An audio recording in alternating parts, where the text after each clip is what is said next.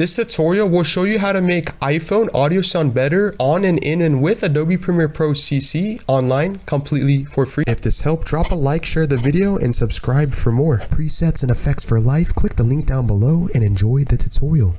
Okay, the first step to make iPhone's audio sound better on Adobe Premiere Pro, we're going to drag this audio. In this case, it's just basically a music track or piece. The first step is what we want to do is to right click the audio because you notice that it is peaking, and click audio gain, and we're going to make the audio -3 just to make it less loud.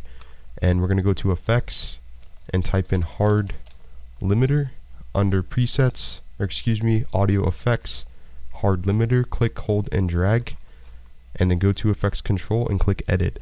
We're going to basically move this the maximum amplitude to the left, so it's -5, or you can type right here and type in a negative, let's say 6.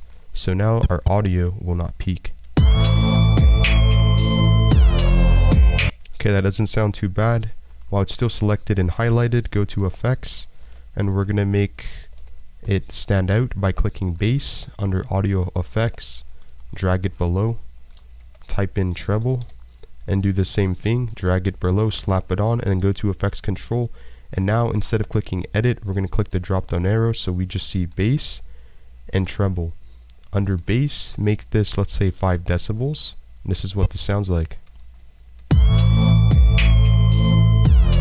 Notice that it has a punch, and then under treble, we're going to add 10 decibels.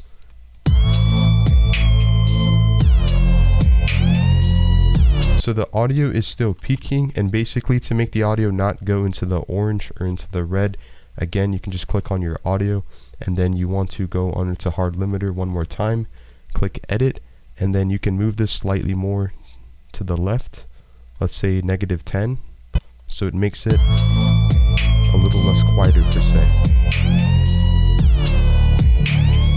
Completely for free.